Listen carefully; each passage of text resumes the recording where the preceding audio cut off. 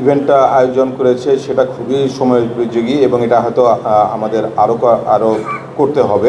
এটা আমাদের গভর্নমেন্টের তরফ থেকে এটা আমাদের করার দরকার ছিল এবং আমাদের দরকার, এবং এটা আমাদেরকে ভবিষ্যতে আমাদেরকে করতে হবে। কিন্তু সবচেয়ে বেশি আমি যে ধন্যবাদ যেটা দিব সেটা হচ্ছে যেসব এনজিও আমাদেরকে এ ব্যাপারে পুরোপুরি ফ্রি হেল্প করছে। কারণ শুধু আমাদের জন্য হয়তো বা এটা সবাইকে এই জিনিসটা ফ্রি সার্ভিসটা দেওয়া সম্ভব হতো না, কিন্তু এনজিও ওনারা আমাদের পাশে এসে দাঁড়িয়েছেন এই সার্ভিসটাকে ফ্রি দেওয়ার জন্য।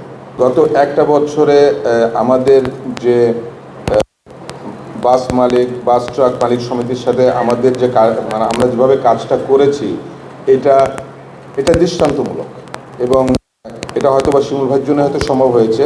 এবং আমরা এটাই চেষ্টা করতে চাই যে একসাথে কাজ করে যখন এই সুযোগ গেছি একসাথে কাজ করে কতগুলো জিনিস আমরা অ্যাডভান্স করতে চাচ্ছি।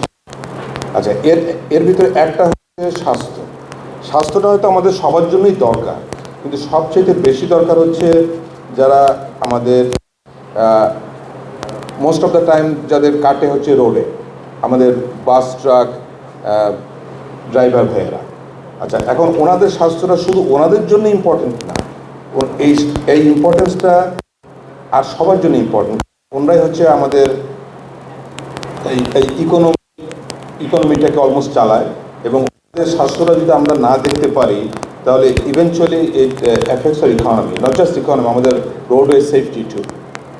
কাজেই আমি সবাইকে একটা জিনিস আমি আহ্বান করব যে আমরা এগিয়ে এসেছি গভর্নমেন্টের তরফ থেকে, আমরা যে আপনারা আসুন, এবং এটা একটা ফ্রি সার্ভিস, এই সুযোগটা আপনারা মিস করবেন না। এটা আমাদের সবার জন্য ভালো, শুধু মানে গভর্নমেন্টের জন্য ভালো, আপনাদের পার্সোনাল হেলথের জন্য ভালো, এবং আমাদের যারা রোডওয়ে ইউজার যারা রয়ে গেছে তাদের জন্য ভালো।